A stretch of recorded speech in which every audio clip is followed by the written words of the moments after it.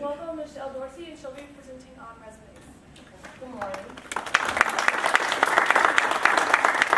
Thank you guys. So I'm here today to help you guys write an effective resume. Currently I'm working for the Coast Guard. I work as an administrative assistant in the Coast Guard, and I'm originally from Port Arthur. I attended Lamar University years and years ago. Then I went on, I got my master's, which is a master's in business administration. You guys have any questions before we start? I think you guys are slated for an hour. I don't think we're going to take the full hour, so if you have questions, just feel free, just raise your hands and I'll call on you, okay? So our objectives are to assist the students in understanding and writing an effective resume, and learn different resume formats and advantages and disadvantages of each one. Does everyone here have a resume already? Okay, that's good. Did you do it yourself, or did you pay to have it done? You guys did it yourself. You went with the business. It's pretty expensive. Oh, okay. Well, that's cool. Yeah. So, going through this class will help you guys out because it's really expensive. I went online the other day to check out resumes, and depending on what level you're at, if you're at entry level or on a C-suite level, at the CEO level or higher, they were as much as $500 to $600 for what, a one-page or a two-page resume. And that's very expensive when you can really just do it yourself if you really pay attention and take your time and figure out what you really want and what you're looking for. Okay, so Webster's definition is a summary or a statement of job applicants' education and previous experience. That's basically what it is, according to Webster. But in the real world, it's an electronic copy or a paper copy presented describing why you should receive an interview for the open position. You guys all agree to that? Okay. In fact, a resume is just actually an advertisement for you to sell yourself. You're trying to sell yourself to someone. You want to get into their company, so you're trying to put your best foot forward, right? So you want your resume to be as best as it can. So why is a resume important? Because you want to get your foot in the door, right? With a job. Thank you.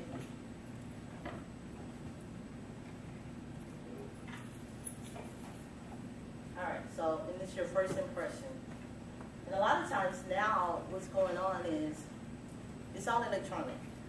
So when you're filling out your resume, you're going to, they're looking for keywords. So let's say if you're applying for just give me a job, any job. X-ray. X-ray technician, okay. So if you're trying to go out for an X-ray technician, they're probably looking for certain things, right? Certain skills. So in order for your resume to hit, you're going to have all those keywords.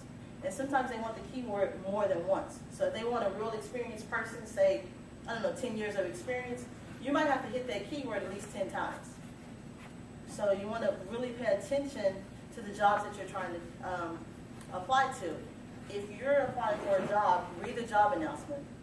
Go line by line, make sure every single thing that's in that job announcement is on your resume.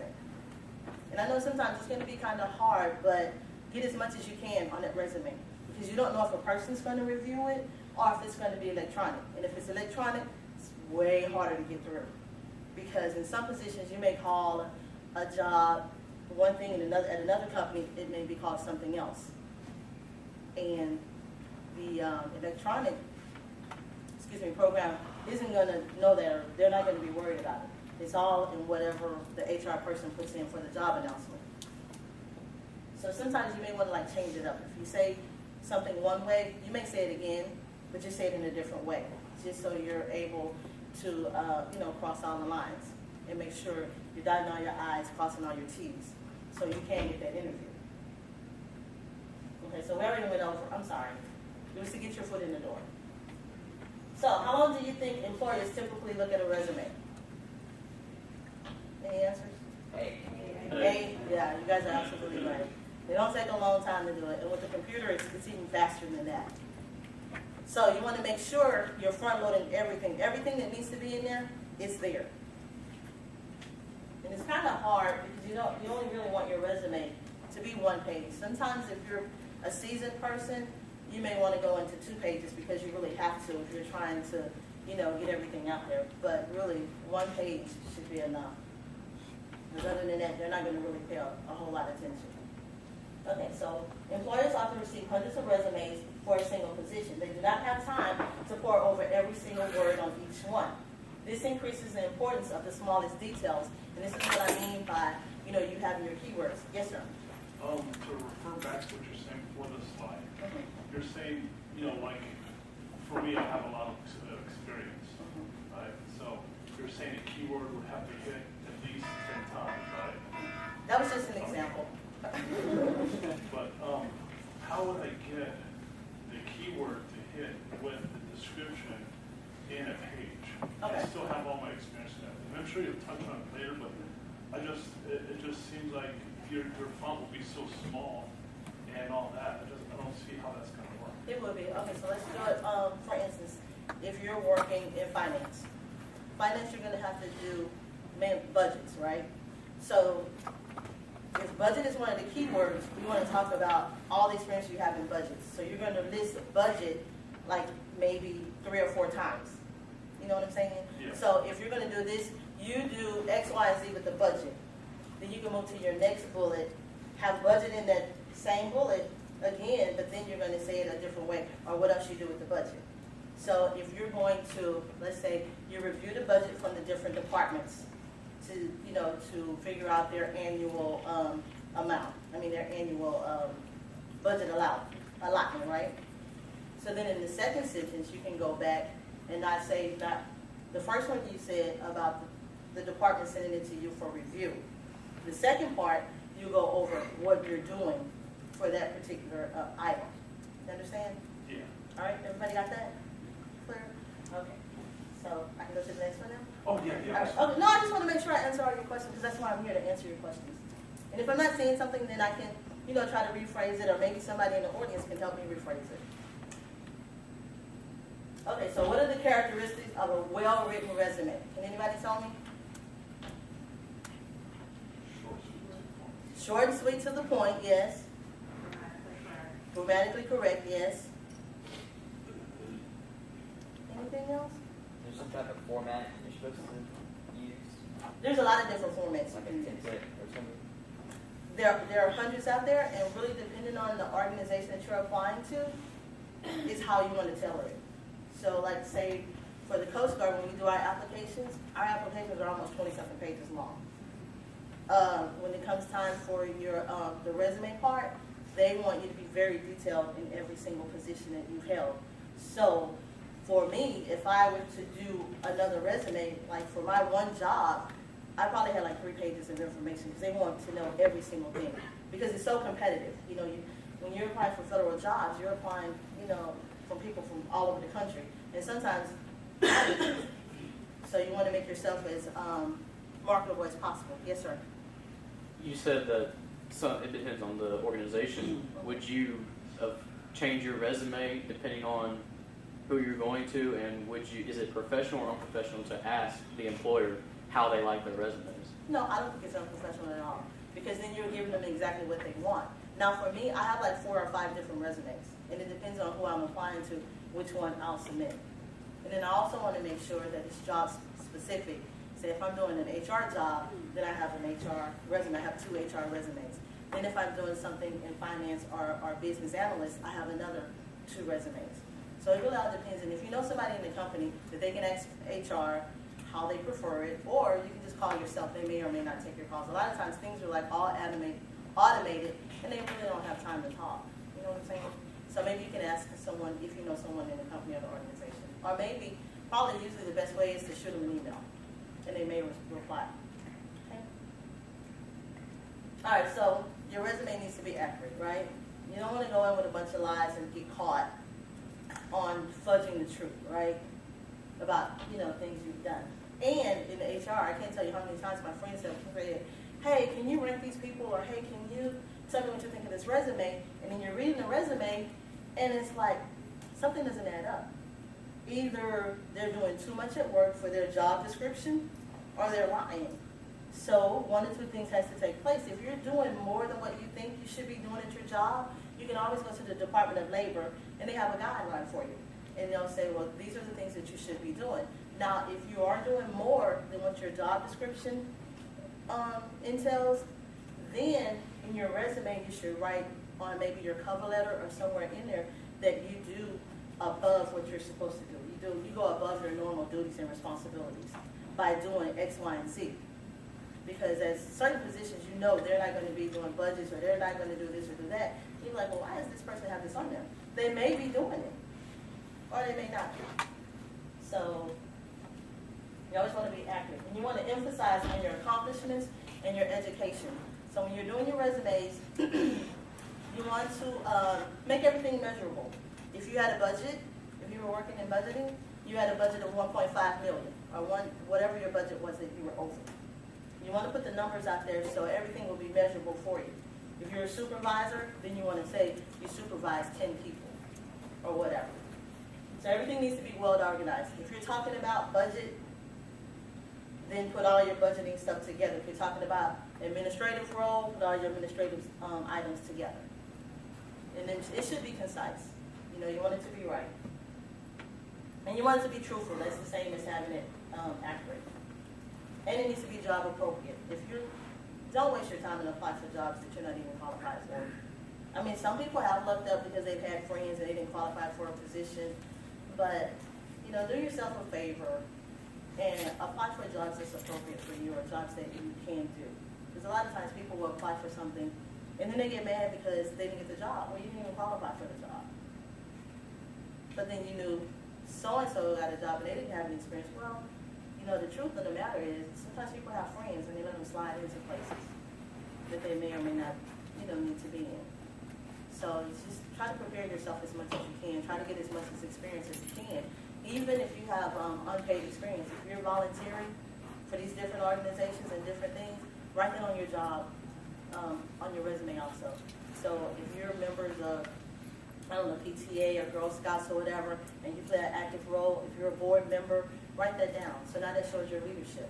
So if you're applying for, you know, a job where you need to be a team player, you can show that you were part of PTA, you were part of Girl Scouts, or you were part of whoever. All right? Any questions? You want it to be attractive. If you're, excuse me, if you're turning in a paper copy, you know, make sure you have good quality paper, a nice envelope or folder in it. But if it's electronically, you know, you can always, once you, before you hit the submit button, they always say you can take a view at your, you know, your application. Make sure everything's lined up. You know, if you're using a paragraph form, make sure all the paragraphs are together and it's formatted properly, because sometimes I filled out applications and I've gone in and you check it out, stuff is all over the place. How did this happen? And then you got to go back and fix it and then make sure you save it. Okay, so types of resumes. We have a functional resume, which focuses on the accomplishments. This is a good format. This is the advantage of this one. A good format for job seekers with lots of experiences. Many jobs are a gap in employment. Right? This type of resume provides specific skills and capabilities that are emphasized to highlight your competency for this position. And it's most commonly used. Now, the disadvantage, it can be unclear to the employer by the lack of dates in the positions and your times and your titles. And it leaves too many questions. But it's pretty much up to you. If you want to do a functional, you can do a functional resume.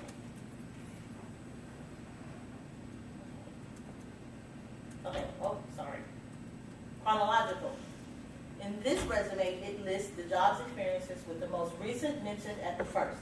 This is a good format for job seekers who have practical work experience with long periods of employment. So, like for me, my first job was with the Navy. So I have a whole span from '86 to 2006, and I just block it. And then I have my billets of the different jobs and titles I have, and I just put a summary of that. Then I move over to Boomtown Productions, where I work as an HR generalist, and I have all my duties and responsibilities for that one listed, then my current position with the Coast Guard. All right? So these jobs are listed, excuse me, I'm sorry, let's go back to the second paragraph. Preferred by employers because it's easy to see what jobs you've held and how long you've held it. And another thing is, for me, in the Navy, I did logistics. It was my title was maintenance administration. Well, when we come over to the refineries, they don't really have jobs listed for maintenance administration. They're usually listed as either planning or scheduling project managers. So when I apply for a job, I have to change everything and I have to put either the planning or schedulers on there. All right, and then that way they'll know, because if they just look down and read it, they'll see maintenance administration, and unless they go into details to see exactly what I was doing for that, they'll never know. Okay, so the disadvantage of this is it makes it nearly impossible to hide your age. And, a lot of times, we do have the Age Discrimination Act, but sometimes people just don't want to hire, older people or younger people, because they're looking for a seasoned person sometimes, and then sometimes they're looking for a younger person.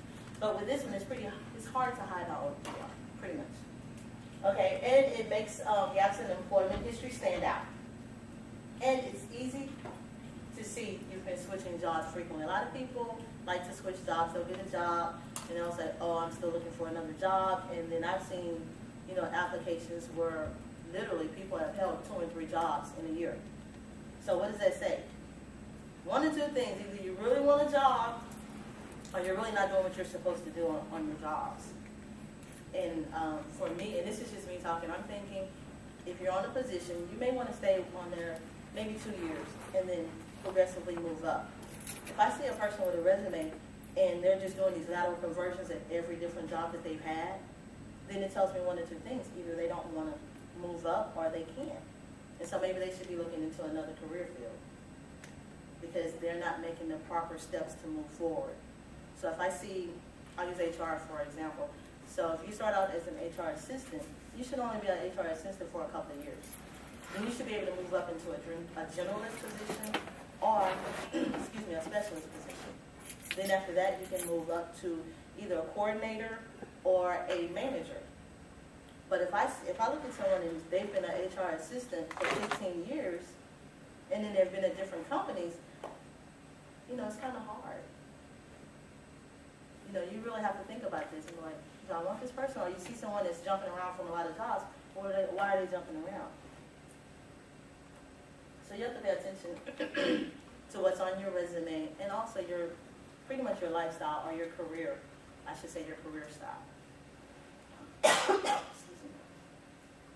Okay, so what should be included in the resume?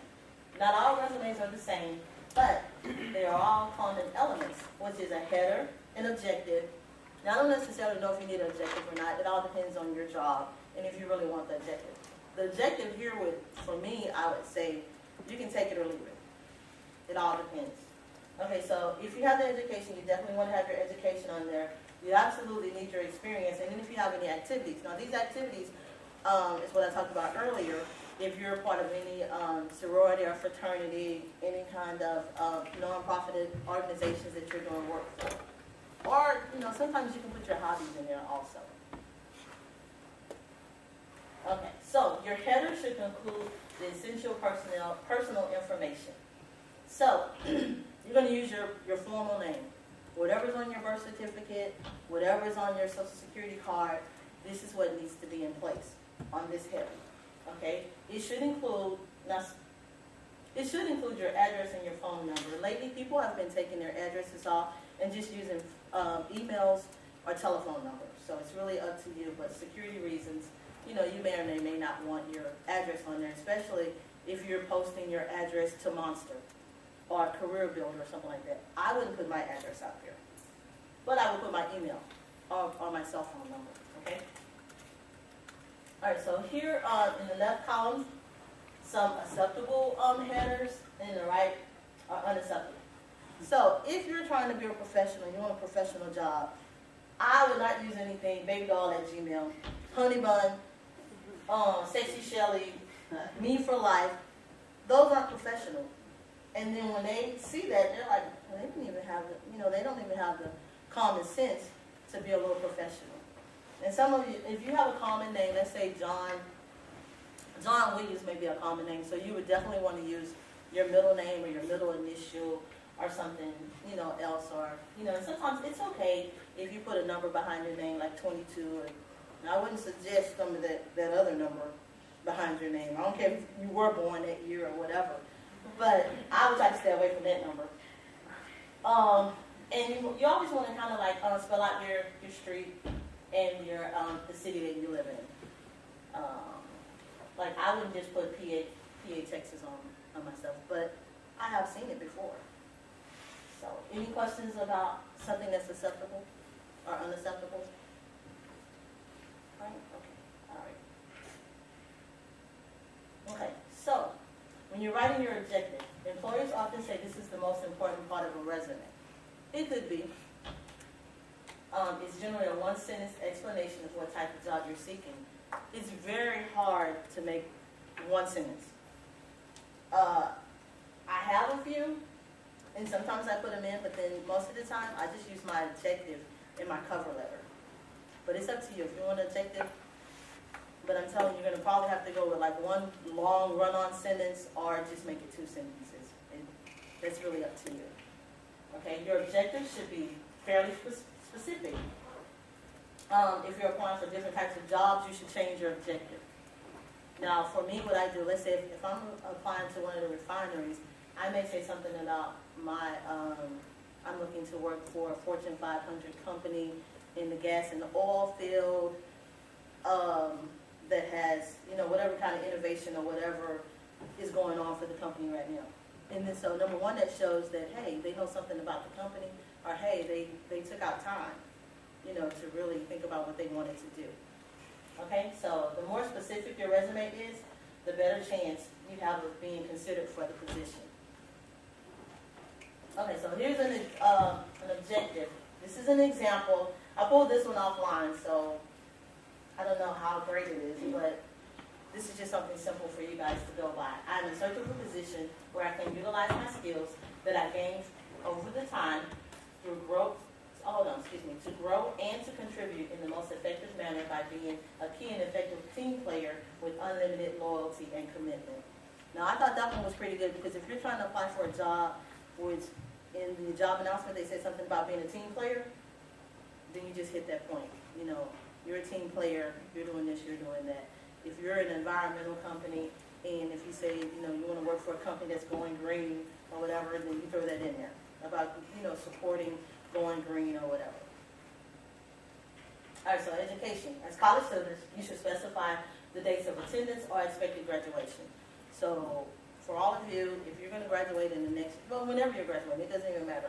Just put on there that you're in college, you're doing whatever your degree is, and your expected date of graduation. Or if you've already graduated, then you still put the date you graduated. Because sometimes, and I think that they really use this because sometimes a lot of companies, and you see it a lot in refineries, they're looking for like paid internships or people that have just graduated from college. So, that's a little foot in the door. I mean, you don't have any experience, but you can get this entry-level internship because you're a recent graduate, and it'll outbeat somebody with a lot of experience. And then sometimes that comes into play about, how much money they really want to pay. But at this point, if you get your foot in the door, you're in the door and can move forward. Okay, so here's examples of how to list your education. And for me, if I'm choosing a job or going to apply for a job that says, education is a requirement, then I put my education at the top. So they already know. No ifs, ands, and buts about it. My education is at the top. But if it doesn't specify they want you to have an education or any type of certification, then I'll put it at the bottom because they really don't care. Because you want them to see it up front. These were one of your requirements. I got this requirement. This is the next requirement you want. I have it. Here it is right here. Matter of fact, here it is 2, 3, 4 times for you on this one page. Here's another example. And also, I will list relevant courses because sometimes they're looking for people with certain skills, like Lean Six Sigma is a good, certification that they look for. Although you don't have it, if it's listed under the preferred, you can show that you've been through the class. You just haven't set to take your test or whatever. You can say you have diversity and inclusion. You know, that's really big in the job market today, diversity and inclusion. So if you have those classes or any type of CPR, that's always good no matter where you are. If you're CPR, that's great. You know, they're going to be like, oh yeah, why not? In case something happens, at least we have somebody here that can, you know, help out and know what to do and not just run and be frantic all over everywhere. Okay, so your experiences. Include previous experiences, their locations, and the date of employment, and your title. Now this is the title is very important. They're going to want to know, well, what were you doing? In the title, they may just be looking for, if you're a budget analyst, they just may be looking for a budget analyst. But if your company called it something else, I would put budget analyst / whatever your previous company called it.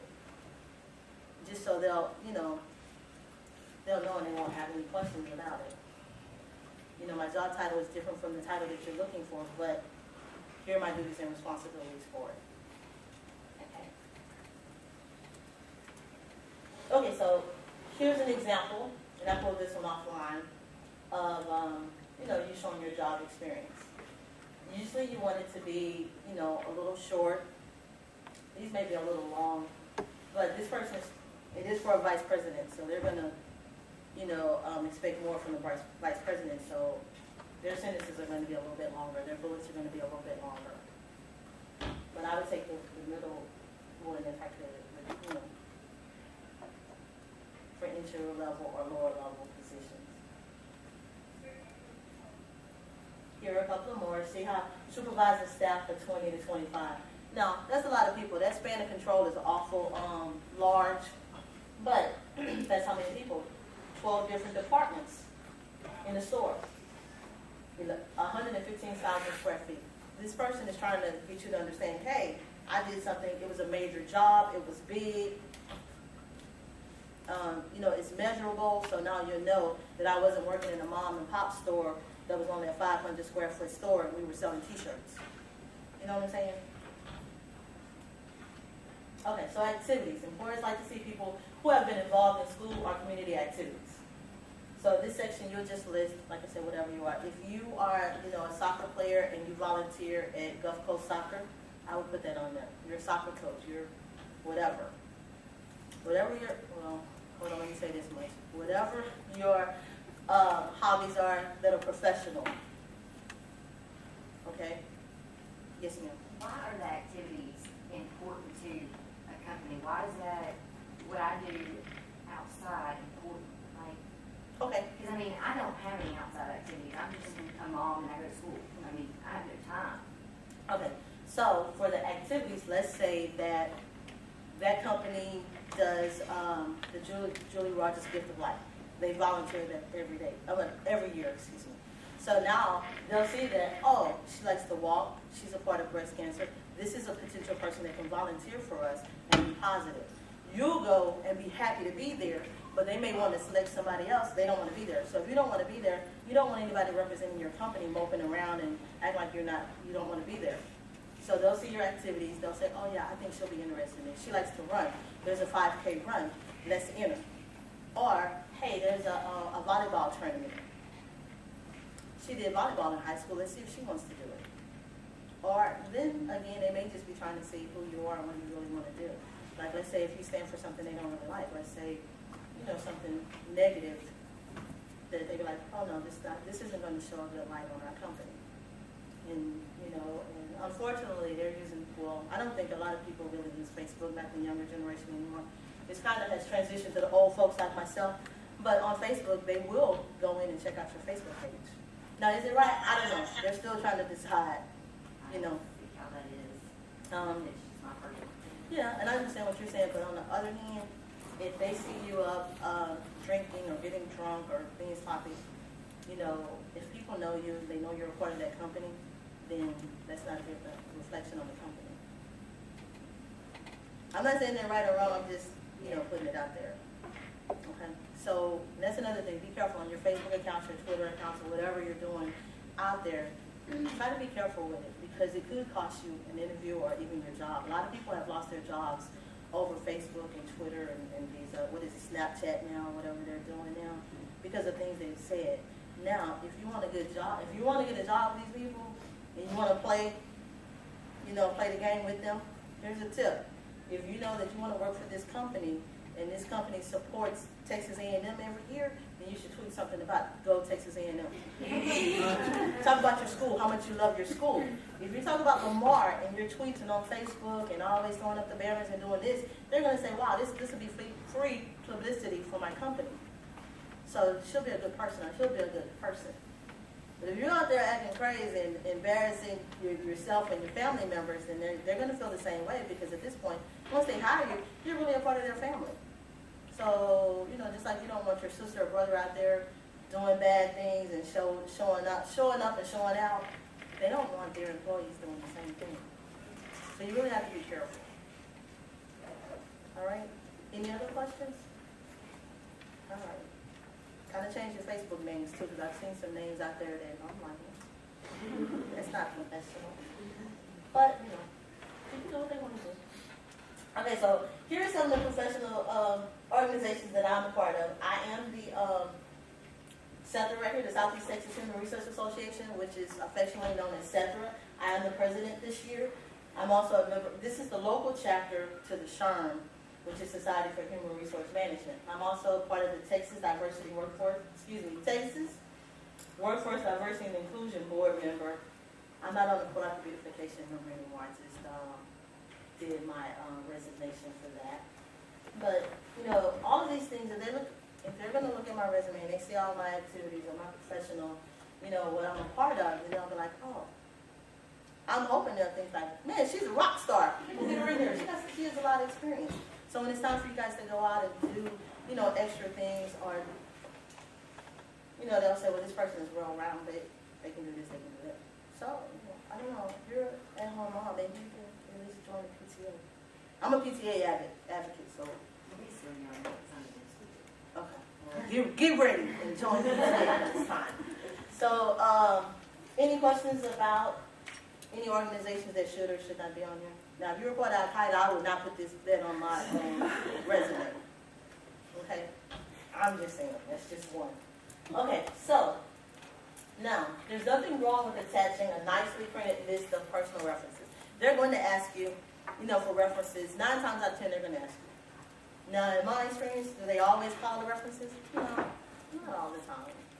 But if you are going to have them calling references, please make sure that the person you're listing knows that someone may be calling them. And if they're calling them, let me say that they might not want to hear, I don't know, who's the up-and-coming artist now? They might not want to hear that ringtone of somebody talking about doing whatever they do, or this country music or whatever. I wouldn't give that number out. And I wouldn't have it on my ringtone either. I just have a regular ringtone. Do what you want to do, but you may offend somebody and they're thinking like, well, what kind of person has this ringtone? But then again, they may like it. They may be a fan of whoever you have on there, but it's just really up to you, and you just want to try to be, professional at all times. All right? Oh, and if you're going to list someone as a reference, make sure that they're able to give you a favorable reference. A lot of times they want a personal reference as well as a professional reference. And you want to make sure you have the person that's going to give you, they're going to just pump you up. They're going to make you seem like a rock star. They're going to make the company feel bad when they get off the phone. Man, we got to hire her from somebody else can, pick them up. Okay, so here are a couple of my, and you also want to put down like what their position is. So if they hold a position and, it looks good if you have a personal reference from your mayor or somebody that's a manager in the company or CEO or even your pastor. But then you can also have, your friends as a reference.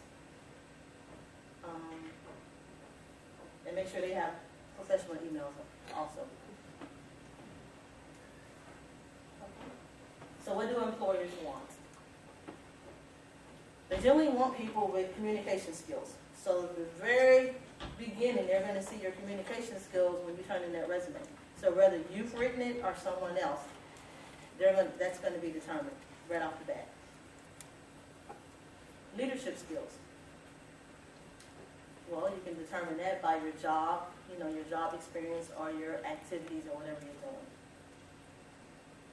Your problem-solving skills. Now, generally, for problem-solving, I would probably put it in my my cover letter. So if you talk about whatever you've done, and this is what you can bring to their organization, and then you just throw in there, and then, oh, by the way, I'm a rock star because I took a budget of X amount of dollars, turned it around, got a grant or whatever, and now we have a budget in the excess of $3 million or whatever. So it's a problem solved. You just solved the problem. You didn't have enough money. You were able to do the necessary things to get the money in. You got it in, and you're a rock star. So you also want these interpersonal skills. You want to have these soft skills. You always want to be approachable, no matter what level you're at. You're from the highest person to the person on the bottom of the chain of command. You always want to be approachable. Because if you're not approachable, you're never going to get a chance. Well, I'm not going to say never. You may not get an opportunity to do what needs to be done. They may be looking for team members, but you're not an approachable person, so they don't want to be bothered with you. So you don't get the experience that you need. Or you don't get an opportunity. You're not awarded an opportunity to do whatever. Because you're not approachable. Another thing is you should be courteous. When you walk into a room, it's okay to smile. You don't necessarily have to speak, but just smile. And a nice smile, not a little cheesy fake one either. So, say thank you, no thank you. Just be courteous. All right? You all right? Use your manners. Yes, use your manners. A lot of people don't have it. Some people say, oh, I'm grumpy in the morning. I'm like, I don't care about you being grumpy. If you walk into the room and I'm here, speak. Because what I dislike is if you walk into the room and I'm in the room and you don't speak to me, then later on somebody else walks in the room. You're like, good morning. Where'd that come from? When you didn't say anything to me. Oh, but this is a supervisor.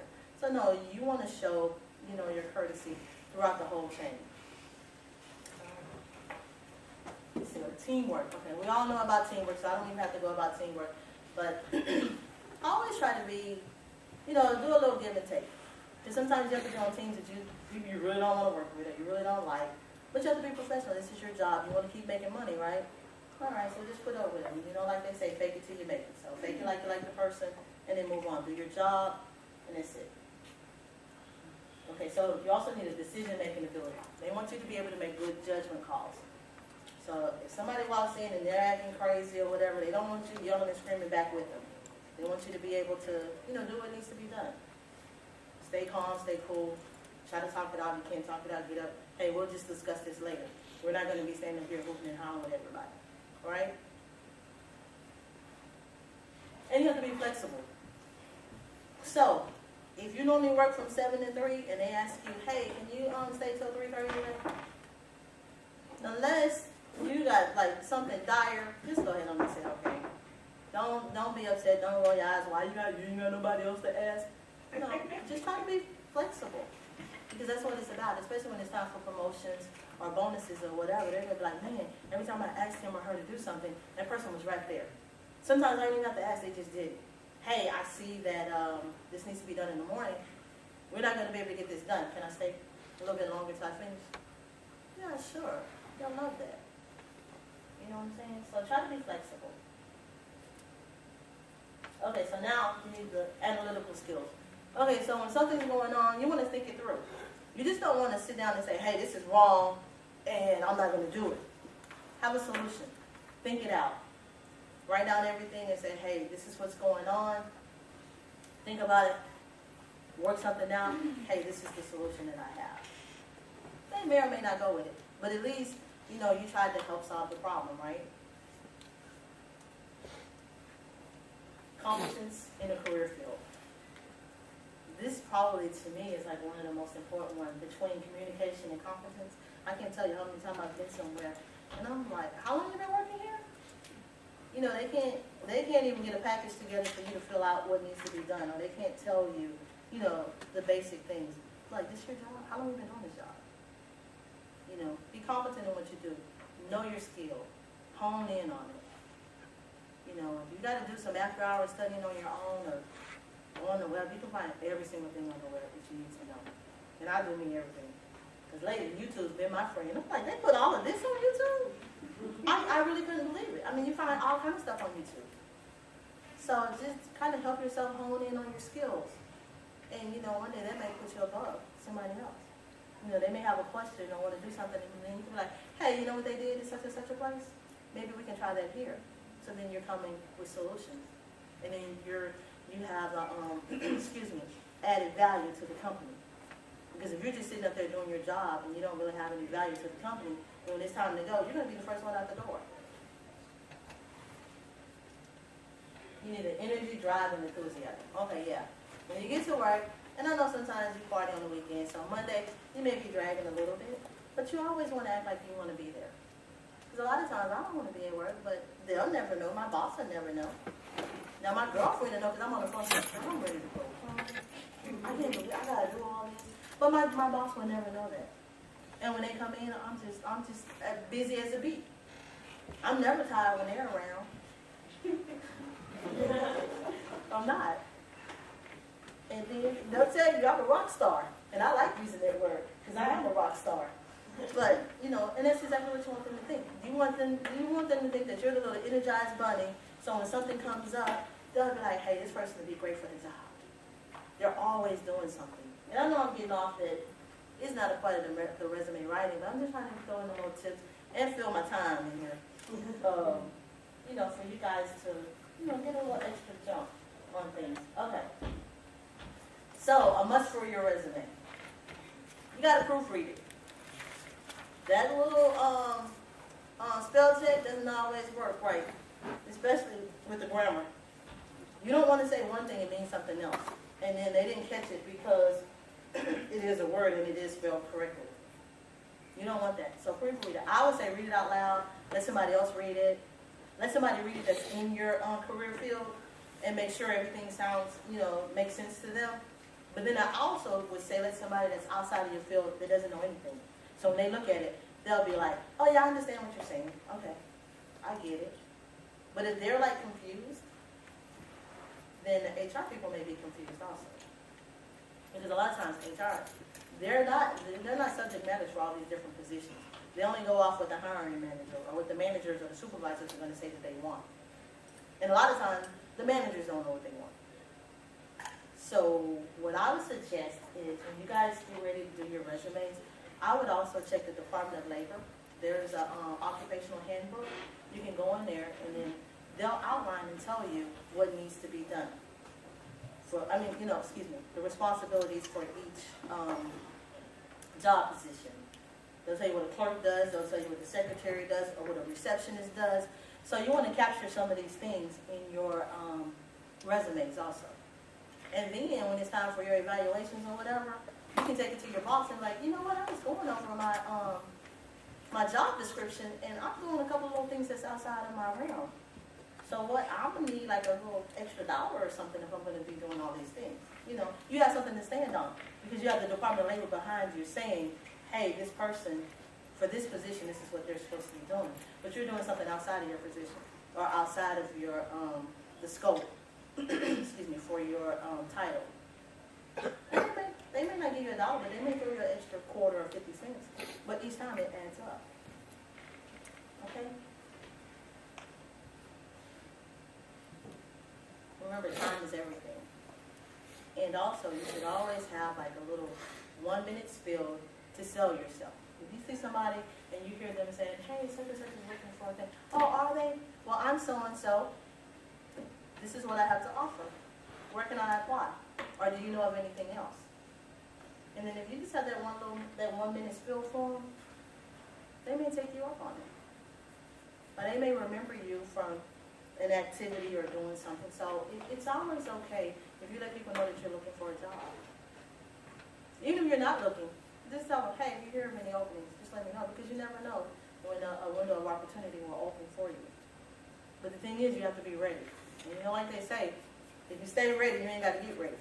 So if you already know what's going on, and you're not asleep, then you're going to be all right. Let's see what else. Okay, so these are the references that I used today. You guys have any questions? None? Are y'all sure? So I can consider myself as a rock star because everybody knows everything now?